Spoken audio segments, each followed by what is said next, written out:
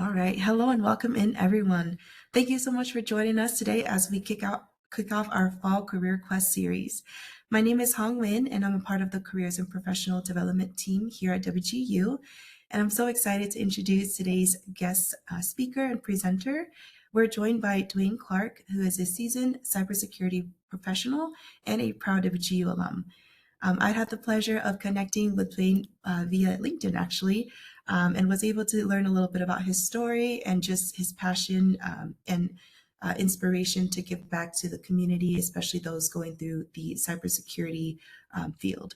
So, Dwayne has built a thriving career by turning curiosity into experience and continuing to learn into opportunity.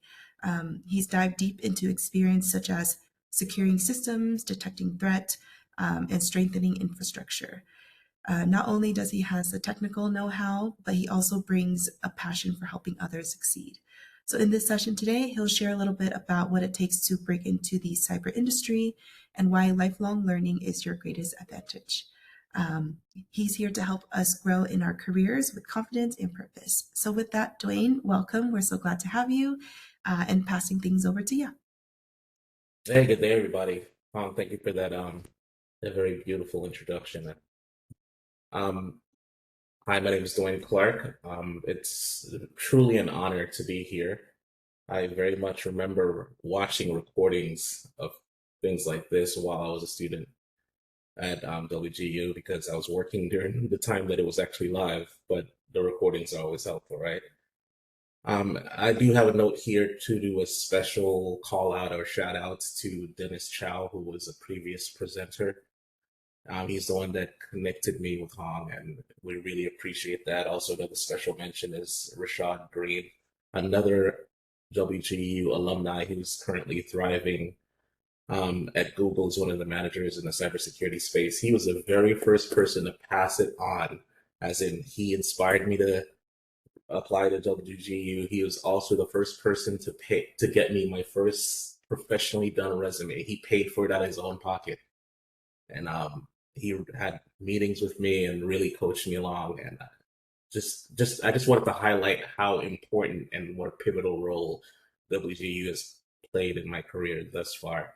And I'm sure that there'll be several more opportunities where we'll have that collaboration, whether it be officially or unofficially. So thank you, WGU. All right, so I do have a slide up. Hong already confirmed that it's visible. Hopefully everybody can see my screen. I'm not exactly the most artistic, but I did my best with the backgrounds and stuff. I'll do my best to read through it. If it, hopefully it is visible. It was to me when I looked at it at like 5 o'clock in the morning, so it should be very much visible to you. All right, so today we're going to explore learning as a superpower. So the title, as you see it, is "Learning is Your Superpower: Breaking In and Career Growth in Cyber." Before I proceed with anything further, I do have some housekeeping to do, so let's do that. Next slide up is a disclaimer. The views and opinions expressed are solely my own. They do not represent my current, past, or future employers. So just so you know, this is just my experiences, and a few of which I've gathered from other people, from peers, from mentors that I'm passing along here, but they don't have anything to do with my employers, past, current. All right, next slide up. All right, so I'm going to go through some topics.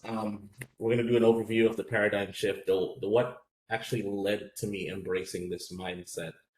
And you'll very much hear it in my tone. I'm very much in love with sharing with others because I think if I'm successful, I believe that everyone around me is successful, whether it be directly or indirectly. Everyone benefits from the individual success of someone. That is my true belief. All right, so we're going to talk about the paradigm shift that led to the mindset that we're going to go through, a framework that I somewhat concocted that's been working really well for me. We're going to do a personality profile, and then we talk about bringing it all together as it relates to using that framework in a classroom or in a school setting. We're going to talk about the importance of documenting your journey, and then we're going to make it a little more and I just realized I misspelled the word of bringing, so please forgive me for that second one, but bringing it all together in a workplace environment. All right, so let's move on.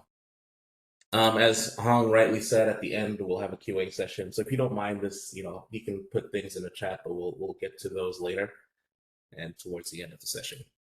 All right, so a little about me. It's not on here, and you may not be able to tell, but I'm a natural introvert. But I've learned to masquerade myself as an extrovert, so I'll make sure I keep my mask on for this. All right. Currently, I work at UKG as an information security engineer. I've been there for 2 years now as of last week, so it's a great place to work. I absolutely love being there. I also serve as an adjunct professor for the University of Arkansas, which is a really cool kind of thing because what we're doing as a university, we're teaching cybersecurity core classes on the behalf of the Department of Homeland Security. So one of the things I get a chance to do is to go out to other states and work with a lot of public sector and some private sector companies to teach them about the core behind cybersecurity. They do have a myriad of courses, but the one that I primarily I am engaged in is the comprehensive cyber defense class, and they have some more that are really cool that I've yet to get some hands-on teaching experience with, but it's great. It's great practice. It helps me to network, and I absolutely love it. In the past, I've worked with the Broward County government and public safety IT specialist, which is a kind of a broad title, but I did a lot of endpoint stuff, infrastructure stuff, but mostly in the public safety realm. So it's a lot of police and fire departments that I worked alongside in 91 centers. And prior to that, with the Broward Sheriff's Office as a communications operator and 911 operator and police dispatcher, as well as a training specialist, which probably accounts for my didactic tone. I try my best to speak in such a manner. It came with the environment and it kind of stuck. But as you can see, just from that brief history from work, I didn't take a traditional path to cyber. I had some IT experience from childhood, but career-wise, it's not really what you would see from a cyber jump perspective. But if anything, the takeaway from even just from my introduction is that there is no linear path to cybersecurity. You're not excluded because you didn't take a quote unquote traditional path. You can pivot from wherever you are, and we'll dive into that. I do have my LinkedIn information there, so feel free to connect on LinkedIn. It's always great to meet new people. All right, let's move on to the next slide. All right, so let's talk about, well, I have a bit of inspiration here, and this is the instructor side of me. A few quotes. Live like you'll die tomorrow, learn like you'll live forever, from Gandhi. One of my favorites. And also, true time of death isn't the moment you stop breathing, but the moment you stop dreaming. I love that one. It's anonymous, and it says anonymous because I actually wrote it. That's my quote that I say to people. It's my first time saying it in a public setting. It's kind of unnerving, but hopefully it inspires someone. And study to show thyself approved. I'm very much involved in studying in whatever path that you take, and that one I stole from the Bible. All right, some food for thought as it relates, because we're making sure we're wrapping this up and making it, relatable for you in your journey. Food for thought: the purpose of a teacher or an instructor or a professor isn't to feed you information, but to equip you with the skills and the mindset to teach yourself. It's impossible for an educator to teach you everything within your domain.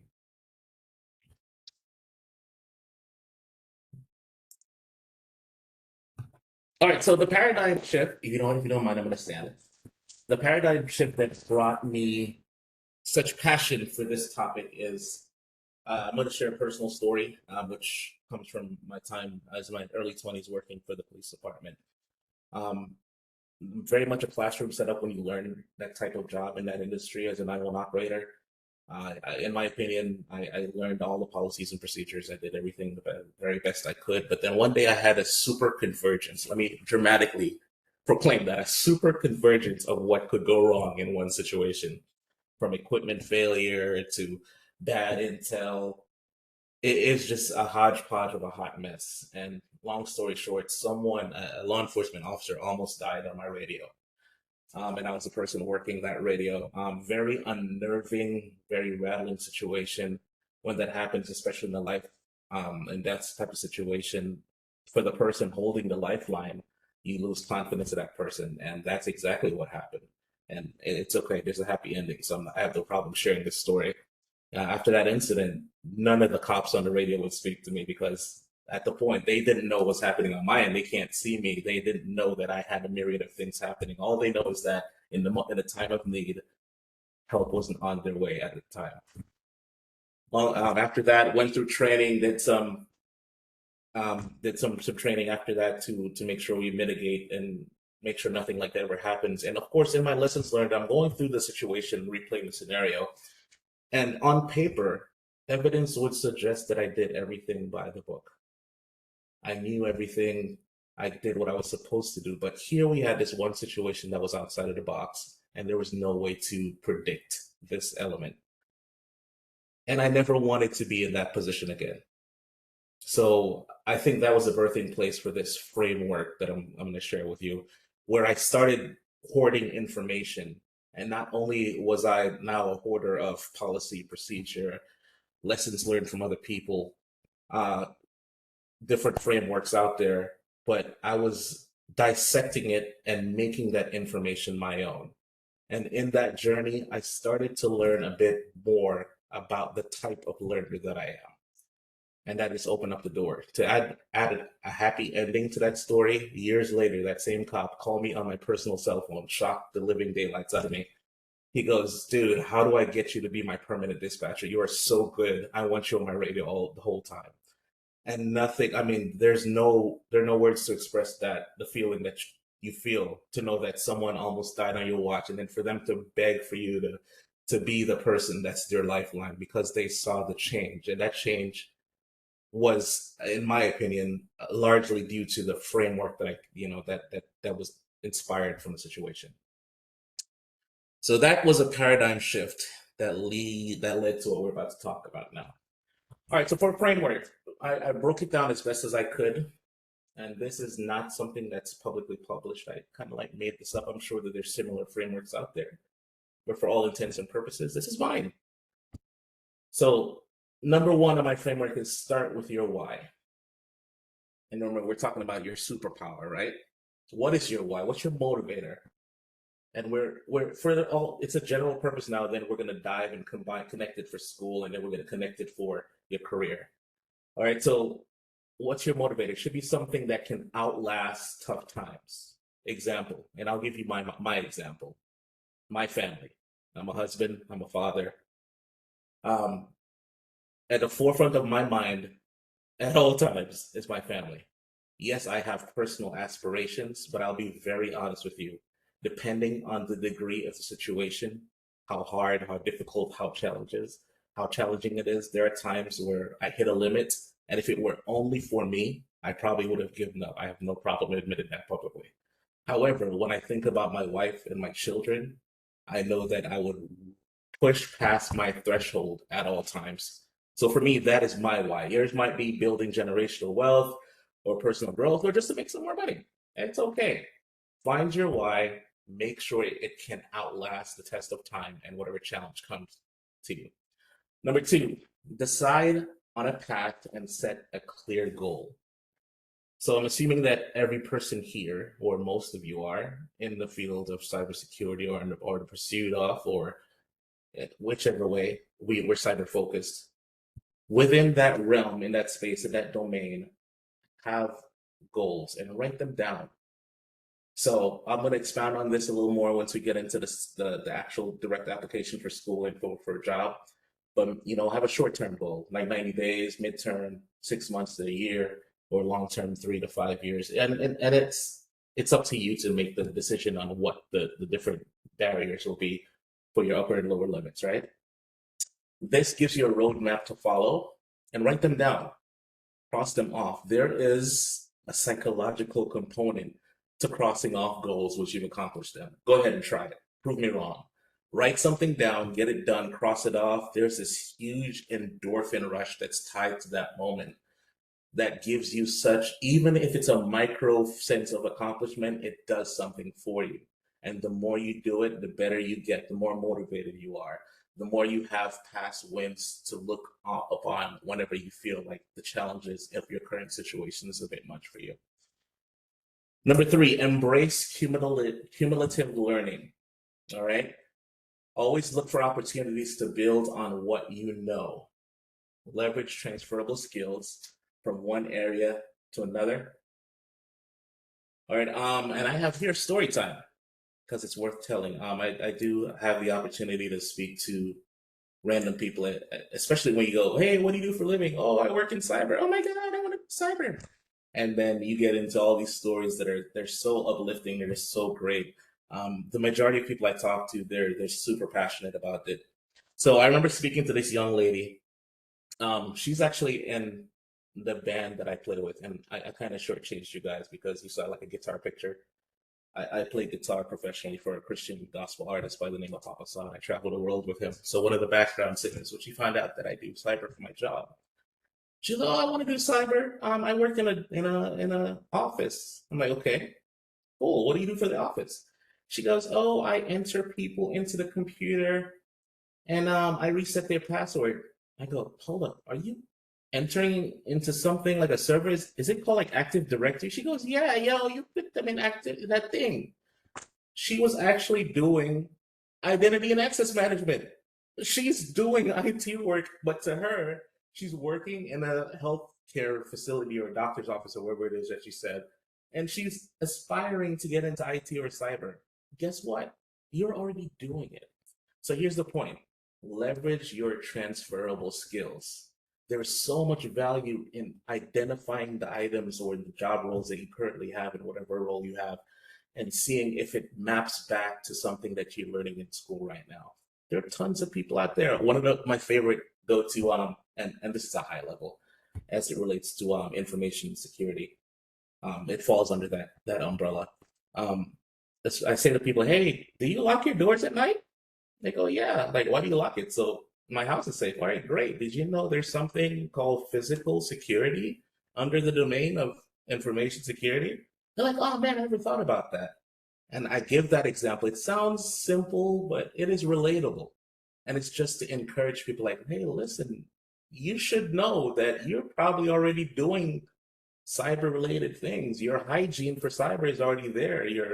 You're checking your cell phone, you're checking your mail, you make sure you get multi-factor authentication turned on. You're already doing it." All right, so leverage your transferable skills from one area to another. Number four, get out of your own way. Tough topic, right? Don't be afraid to ask questions, even if it feels like a dumb question. And there's no such thing as a dumb question.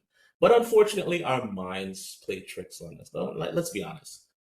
And you're in this meeting or you're in this setting, you're maybe even be in this session right now, and a question it pops to the forefront of your mind, and you're like, "Should I ask it?" But that doesn't really, you know what? I'm not going to. No, push past that. I make it a point of effort to ask quote unquote dumb questions because if my mind should trick me to tell me it's a dumb question, I'm doing it. I say to myself, on the other side of that question is me being better than I was prior to asking the question. So I push through and I ask that question. Speak up even when your voice is shaking. If you haven't already heard, when I started, my voice was already shaking, but guess what I'm doing? I'm talking. I'm continuing because I'm genuinely passionate about helping other people. If at the very least it's to pay it forward for what people like Dennis or Rashad has done for me. So, shaking or not, I'm going to go forward with what I need to do. So here's the note. Courage isn't the absence of fear. It's being afraid and choosing to push forward anyway. All right, let's do a personality profile. Now, I know I mentioned I used to work for the Popo, but it's okay. That's not a type of profile. What you're going to do is you're going to be honest with yourself and you're going to assess the type of person you are. We're all beautifully and wonderfully made. We're all unique. That's what makes the world such a fantastic place. We're a huge tapestry of colors and flavors. And man, I love being alive. It's so great to people watch and hear different opinions. All right, let me get off my soapbox. So, personality profile. What type of learner are you? Are you an auditory learner? Maybe you learn best by listening to podcasts or lectures. If that's you, that's fine. That's great.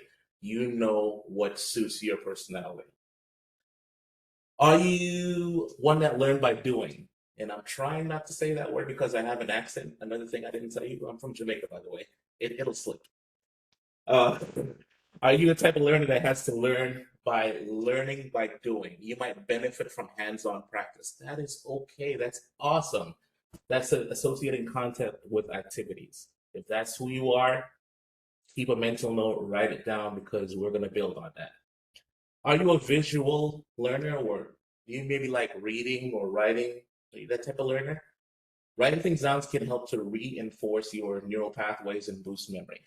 For me, it's kind of old school. Sometimes when I can't remember something, I go back to it. I get off my keyboard and I just write it down. You'd be surprised how effective that is. But that's my personality. You ought to know yours. All right. Identify the best time for you to study. This is, I think, a game changer. And guess what? This changes depending on what you have going on in your life. For me, at this point in my career, the best time for me to study is early in the morning. The best time for me to get anything done is early in the morning. I'm up at like 4:15, 4:30 in the morning religiously. All right. So, but that's because of it works for me right now. So that's my best time. Ask yourself, do I focus better in the morning or at night? Everyone has their own rhythm. All right. Here's another good one. Identify your best environment for study time. Ask yourself, do I like it quiet? Do I need a bit of background noise? Do I study around a table? Do I get more done when I'm sitting in my car? I'll go ahead and share. For me, I like to have a little bit of background noise going, not too loud. And it has to be something that I'm familiar with for some reason. And I talk to my sister, she does the same thing. So it must be hereditary. I'll put on the TV show, and they're not paying me to say this, but Friends, I'll have Friends playing in the background. I know Friends back and forth. I'm not watching it, it's just playing ever so lightly in the background because for some reason that method works for me. Ooh, this is a good one. Identify your capacity.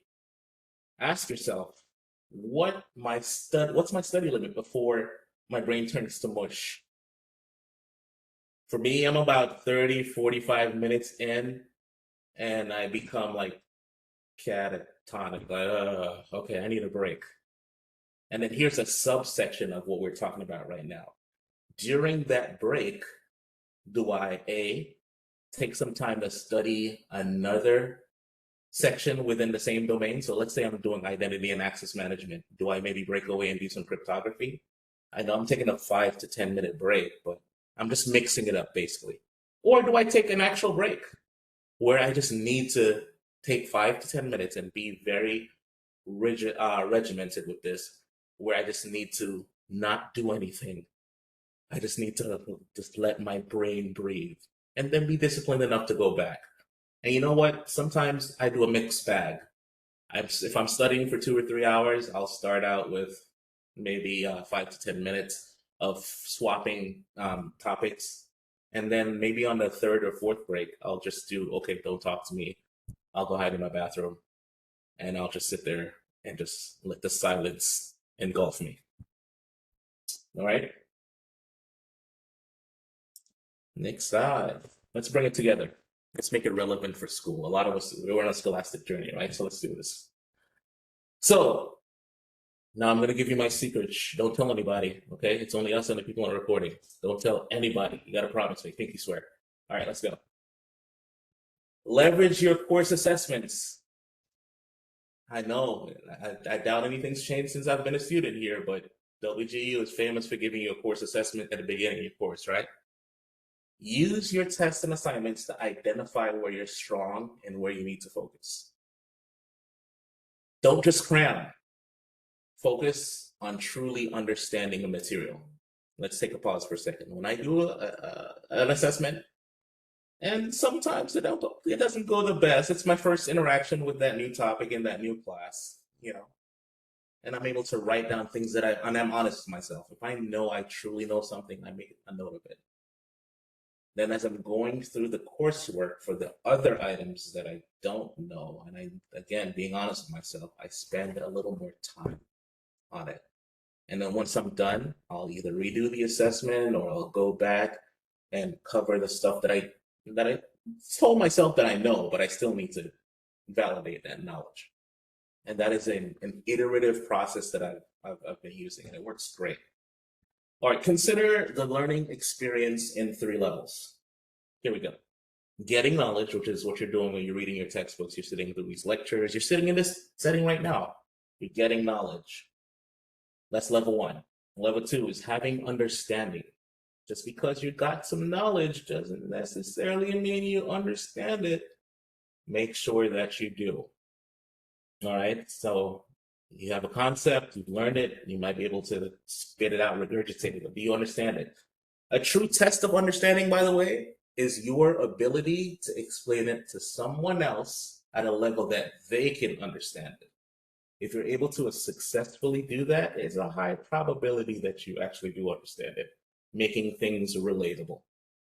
All right, the third level is using wisdom. So you're going to take that knowledge component, that understanding component, and the wisdom is making it applicable in the situation that it's necessary for.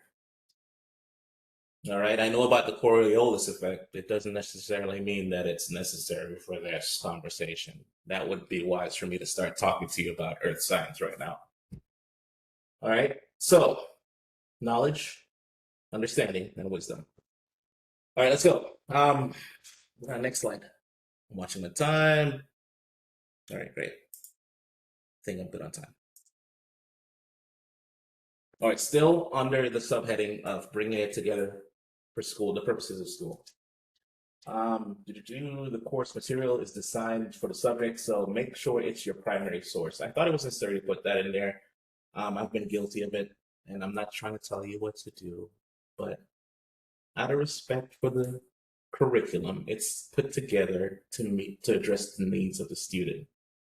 So it should be a primary source of information, and everything else will be supported information. Right after identifying the weak points in assessment, dive back into the material, reinforce the areas we talked about that, review the strong areas. Okay, use practice tests. Oh, here we go. Some methods. Use practice tests, flashcards, and other tools to test yourself repeatedly.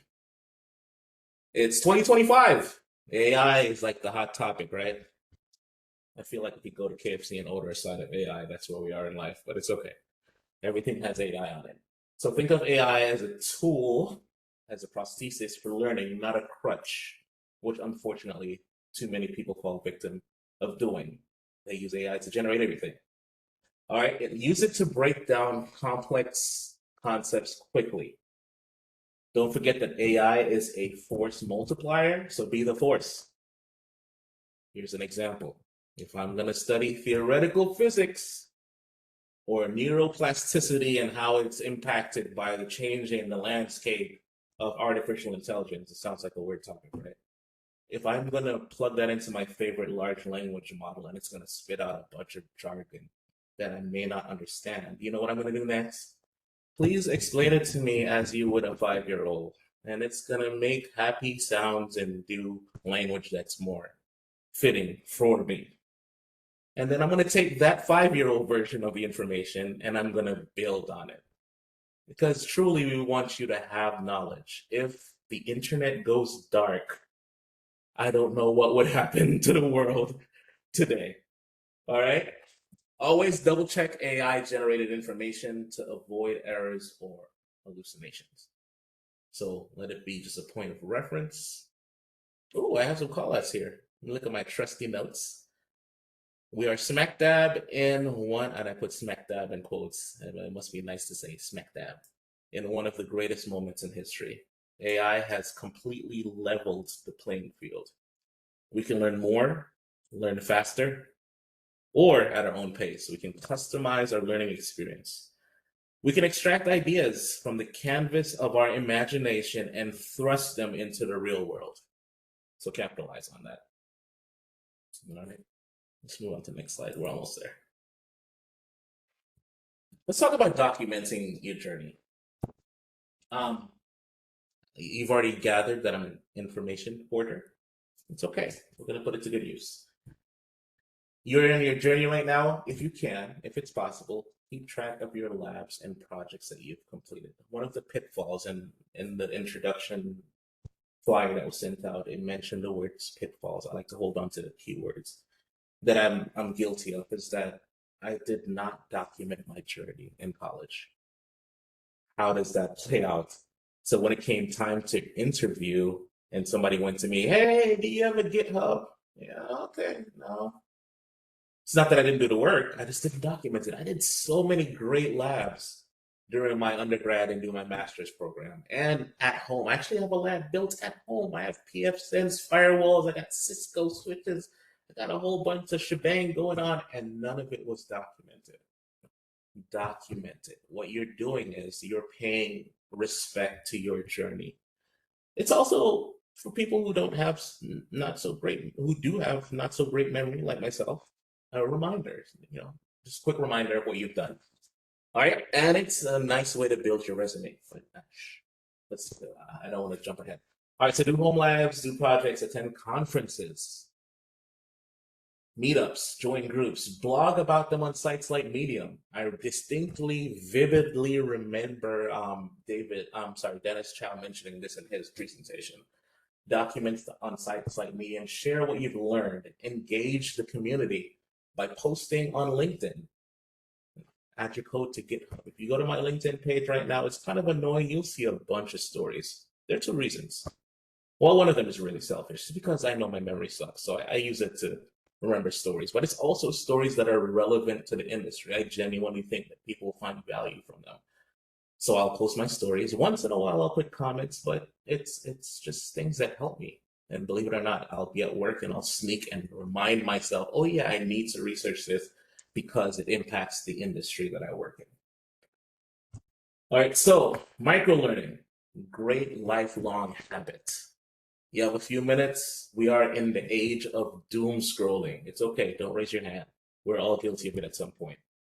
Instead of doom scrolling, go ahead and just learn something for 5 minutes. What is homomorphic encryption? Homomorphic encryption, what is that? Okay, all right, cool. I didn't know that. Guess what? You just learned something new. Make it a habit to learn something new every day. It may not be about cyber, but as a good practice. In my personal opinion, you should be learning something new each and every day. A simple thing as learning somebody's name, the name of a new person you met. What you're doing is you're exercising your brain. You're helping with that neuroplasticity, a word that I've used before, and I'm going to keep using it because it's one of my words that I write down on my little list that I need to use more to expand my vocabulary. Guess what I'm doing? I'm learning something new and I'm reinforcing my learning, even in this example. All right, so listen to podcasts, join discussions. Remember, here we go. It's a make or break it statement. Being in the field of cybersecurity is a commitment to being a lifelong learner. Hopefully you can agree with that statement because the threat landscape changes almost, I want to say daily, but it's happening more than daily, isn't it? We have so many threats out there. The advent of the internet has upended our lives. And then when you add AI into the mix, oh my goodness, it just took what was right side up and flipped it again. And we're on the heels of going for quantum computing. Oh goodness, that's a whole nother bag that we could have a discussion on. But it is a commitment to being a lifelong learner. So let's see the value. It reinforces learning, which I kind of mentioned. It shows that you're interested and invested in your journey. It's a source of information that will help you in tailoring your resume for roles. It showcases your growth, and it's a story for you to tell, especially in an interview. All right, so the role that I'm currently assigned to is my first 100% cybersecurity role. And I phrase it like that because I have had roles that involved information security, but it was a trade-off. When you work in a smaller environment, you do have, let's say, the privilege of having your hands in many pots or wearing many hats. But this role that I currently serve in is my first 100%. I don't have to do anything but cyber role. So in my job interview, and again, this is our secret. Don't tell anybody. I know it's recorded. They're never going to see it, right? In my job interview, when my manager, well, now he's my manager now, says to me, "Hey," and I'm just going to throw a tool out there as for anonymity's sake. "Do you know how to use Sentinel-1? Have you ever used it?" "No, I haven't." And the truth is, I hadn't.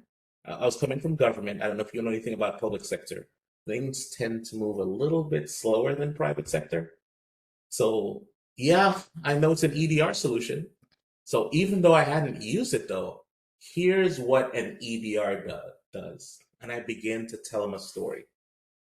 So my information, my knowledge at this point is agnostic. It's not just based on Sentinel-1 for this example. So the fact that I understood how an EDR works and different elements of an EDR, at least a basic understanding, it was encouraging for them to consider me as a candidate.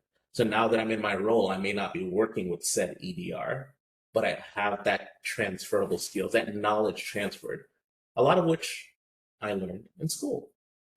All right. So that was a nice little story. And am I on time? All right, great. I'm good. I'm like 3 or 4 more slides. All right, so let's bring it into the workspace. So we keep the framework in mind for your consideration, because I don't want to force you to do anything, right? If you don't mind, I'm going to take a swig of water. All right, so as an employee, if you're new to a role and or assignment, the goal should be to ramp up as soon as possible. This increases your marketability and it brings value to your organization. So the following points do tie back to the framework, so let's talk about it. Set realistic goals. As we discussed in the previous section, give yourself clearly defined realistic goals at work, right? So let's say you're in a role and you've been assigned a certain task. Let's say certificate management. That was actually one of the new roles I got in one of my jobs. And if you've never worked with certificate management, but in this scenario, there's a bunch of documentation. Your goal is to ramp up as fast as you can. Use the run books that they've afforded you. If they don't have some, ask for run books or ask for stuff. And set an expectation. Okay, so today I'm learning certificate management. 30 days from now, I need to know this technology to this extent. Give yourself a timeline, right? And that helps with your managing expectations, and it makes you more intentional. All right, so be intentional, be curious, be resourceful. Know where to find your resources, your run books, playbooks, races, architectural diagrams. This has helped me big time. I've had people compliment, oh man, you're really resourceful. Well, thanks. I'm just trying to stay employed. So what I do, I hoard the information, and I'll give you some of my secrets from school. And I still have my OneDrive stuff and my OneNote stuff from my undergrad. That's how serious this is. And what I'll do, I'll create a OneNote page and I'll drop a bunch of links. Any new terms that are specific to my organization, drop them all there. And this was before the era of ChatGPT and all that stuff. And then now we moved to new org, they have Loop. Okay, so Loop is a bit more interactive and I can share. I don't want to be selfish. Then now we're in a space of a large language model. I'm not getting royalties, but one of my favorites is Notebook LM because it actually helps you to query only the data that you fed it. It doesn't go out to the internet.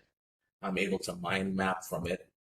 I'm able to create a podcast from my own documentation. So I think that's a cool feature. They just released the beta feature, and I feel like I work for Google right now. They should have offered me a job.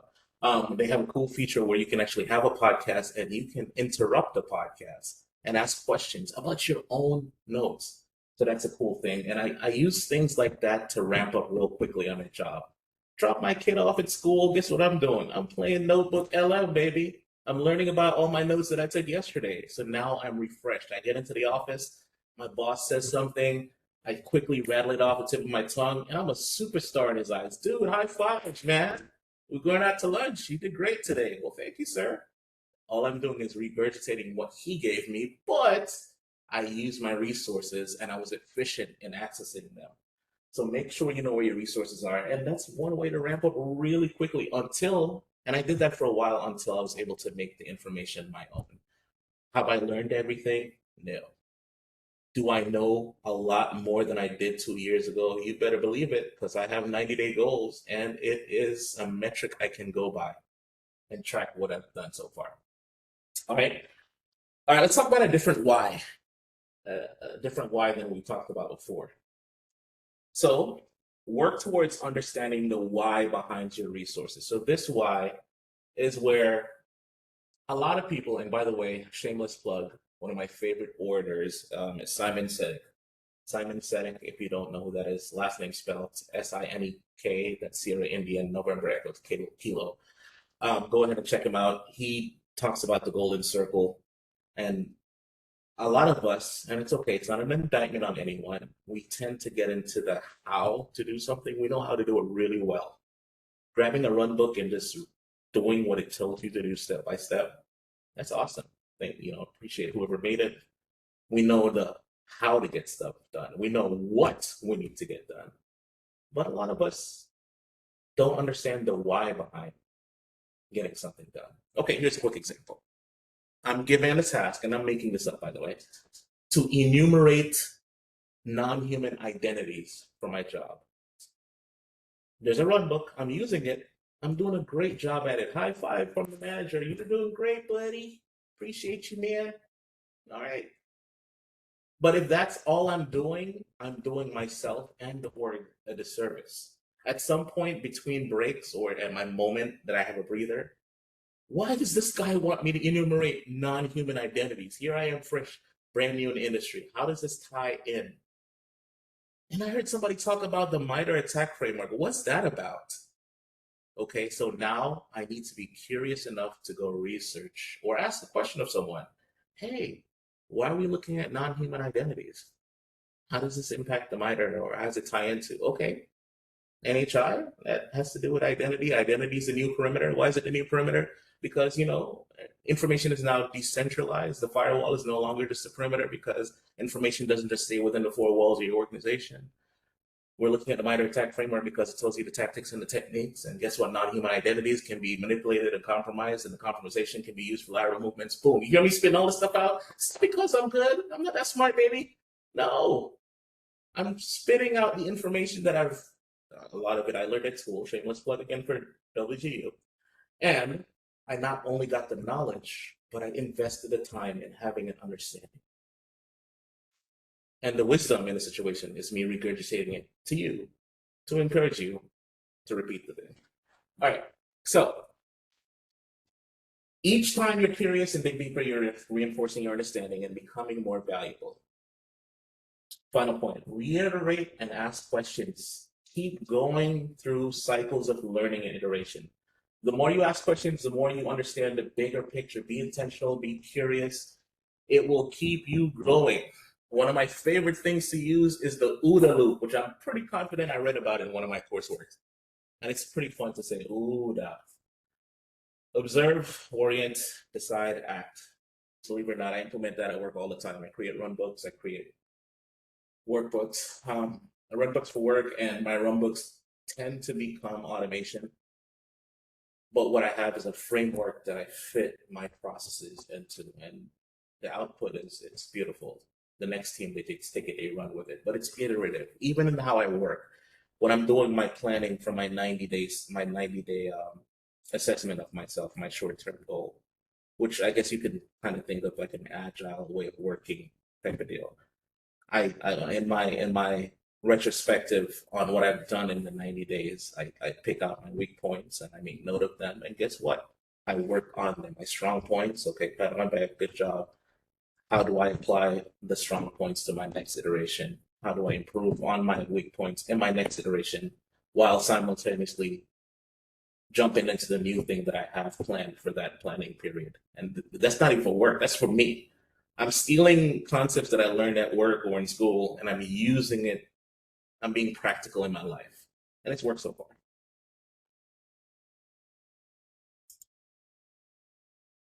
All right, so I'm showing the framework again because it's so nice. We say it twice. Your superpower, the framework.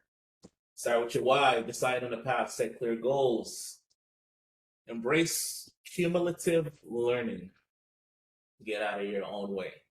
And those are just the headings. I added a just in case slide because this is how I felt. I remember talking to Hong, and I think I briefly touched on this, where we're in the space of, I want to get into cyber, but I don't know where to start.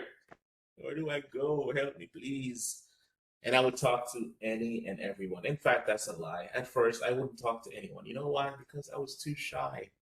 My introvertness just kept me from doing what I needed to do. Then I refocused on my why.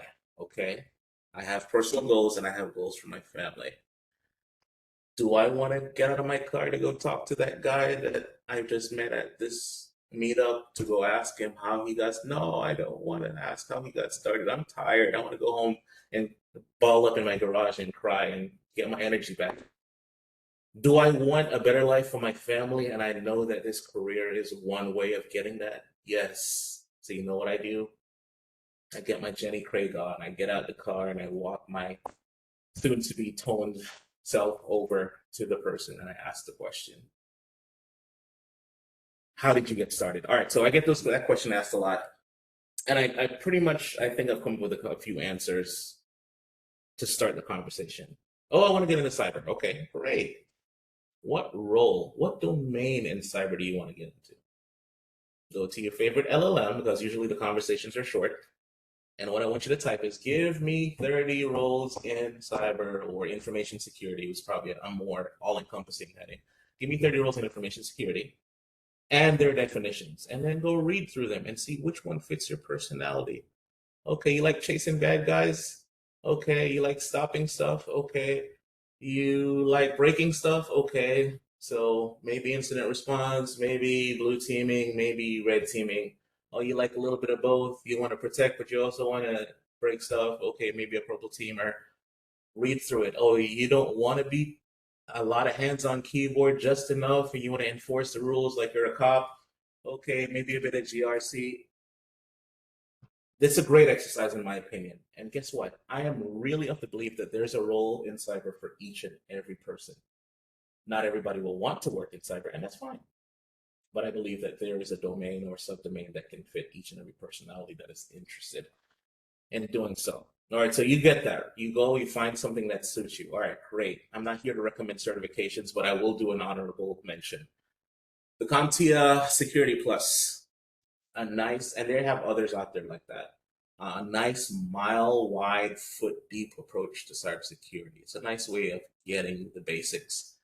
And then based on what your preference is in terms of what you've read from your friendly LLM search, maybe you can pursue a certificate along that path or a degree along that path. Again, it's all about knowing your personality. Some people are for certificates. Some people are against it. Some people are for degrees. Some people are against it. There's some people who I've met that they're so awesome at their job and they have neither. They're just great self-starters. They've been in the right room, the right situation. They have the right motivation. There is no linear path. But I will say, going to school like you are now, in my honest opinion, is a great way of breaking in, because what you're getting is foundational cumulative learning. Unfortunately, I've met people where they're great at their job, but they only understand that job. They know the what, they know the how. But the why, a lot of it is missing because they missed out on that foundational information, which is why WG is such a great place to be. All right, watching the time, and here's a quote from Mr. Anonymous again, aka me. Consider this, all right? There is greatness in all of us. We need to only embrace it. If you really think about it, you know I'm telling the truth. There's something so awesome about you that cannot be duplicated, that cannot be replicated. And even if it were, the quality that you bring to it, it's outstanding. There's nothing else like it. It's ingrained in you. Embrace your why, accept the fact that there's greatness in you, and capitalize on the opportunity that you have here at the school. And I think you'll do great. Hong, your timing is perfect. QA time, and I'll shut up. Awesome. Thank you so much, Dwayne. Such great insight and inspiration was shared. We'll go ahead and open it up here for some Q&A. Feel free to drop it in the chat if you have any questions, or if you'd like to come off mute, we can go ahead and pass you the mic as well. And then just a brief reminder, we do ask that the questions that come through are focused on today's topic and will benefit the entire group. So we'll give it just a minute here for any questions. Am I allowed to just address some things I see in the chat already? Yeah, please feel Right. free. So Donnie says, I have certs and a bachelor's, but still can't get into cyber. I know that feeling all too well. The breakthrough moment for me was networking. I'm part of a group called Black Men in Tech. And guess what? The United States of America is such a great country that there's a group for everybody. I've met somebody who is part of Latinas in Tech, women in tech, you name it, there's somebody out there. Go to networking sessions, go to meetups. And those are great opportunities to get in some doors that you probably would not be privy to outside of those situations. Let's see if there are any more. Feel free to drop them. Okay, let me check the new ones.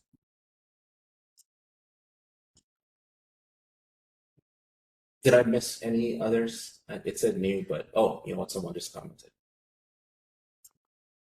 Yeah, you're welcome, Donnie. I don't think we have any questions yet, just a lot of good engagement. I know folks dropped some resources, dropped some helpful insight as well, so we love to see that. If anyone has questions, feel free to drop that in, or if you think of one later on, we can always pass that through to Dwayne as well. Earlier, I did drop his LinkedIn in here, but I'll again here at the end. We have one from Kelvin. How beneficial do you think it is?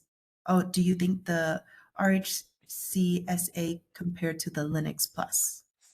All right, so admittedly, I have yet to do any of those two certs, so I don't have the answer. I mean, I am curious enough to go do some research on them though.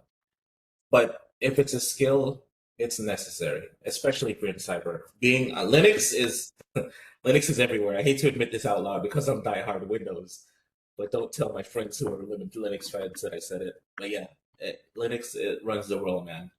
Everything runs on Linux. So anything that you can do to get in that space to have that knowledge is a great pursuit, in my opinion.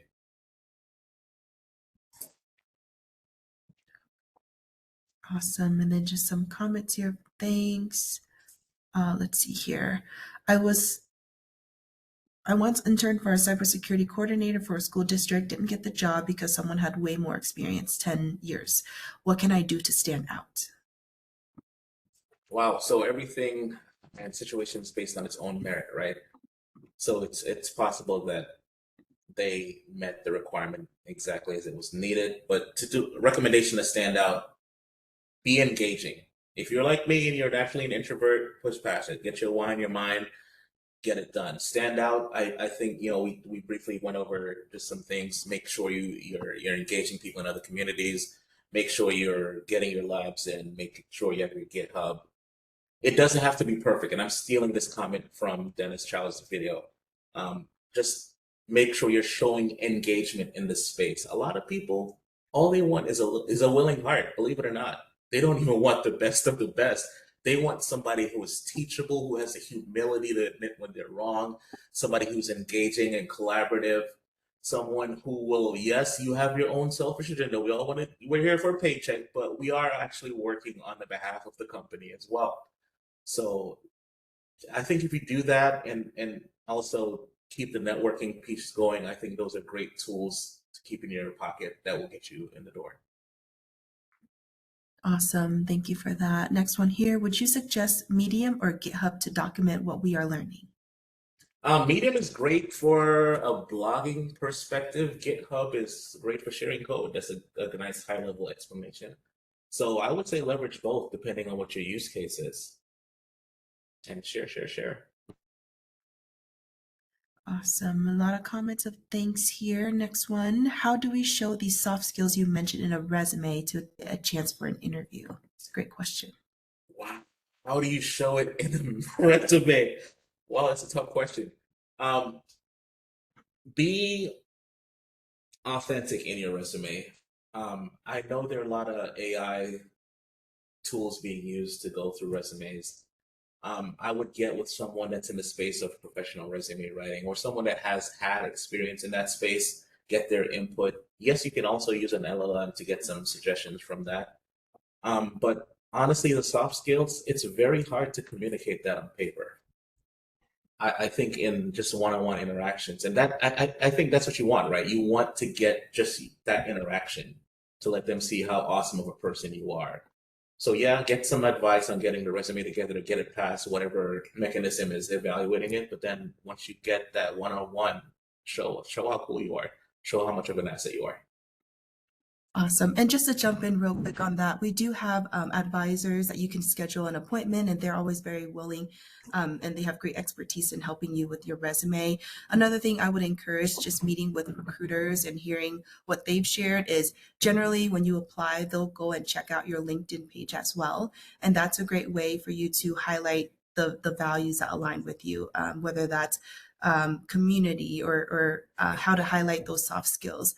So the things that you post, the articles that you share, the way that you show involvement in your community or your side projects, those are great ways to kind of highlight those soft skills. Next one here from Victor. I was fortunate to land an interview, but struggled during it. I froze on some questions, lost my train of thought, and didn't go as well as I hoped. Do you have any advice on handling those challenging moments better in the future? Sure. That's from personal experience, and that's something that I'm continuously working on. Record yourself. It's something I hate to do, and that's why you should do it. Record yourself. Do a mock interview with a friend, with an advisor. Set up a very uncomfortable situation and dive into it. And the more you immerse yourself in those situations, the easier it gets. Remember, at the beginning of this recording, what you got was a lot of shaky voice, right? I even skipped a part of the slide, right? But as I kept going, things started to free up a little bit. You see how that works? So push past that point of pain. But yeah, definitely evaluate yourself. You're gonna be your own worst critic, but once you do that, I think you'll get better with every iteration of that. Awesome. That's great advice. And we'll take one more here. Are there any resources on how to document labs and projects to show them as experience? Resources. None that I can think of that are instructional to say do this, do that.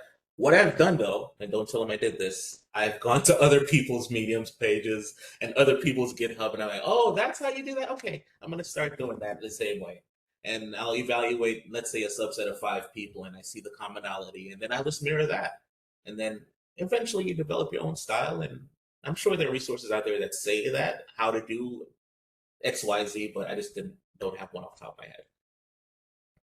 Awesome. Well, we'll go ahead and wrap up for today's session.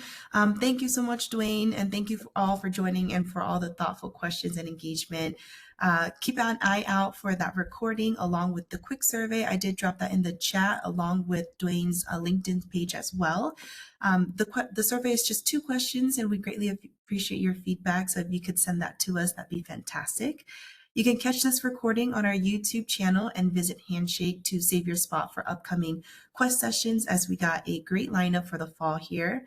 And of course, we want to extend a big WGU thank you to you, Dwayne, for sharing your time, encouragement, and practical advice to the WGU community.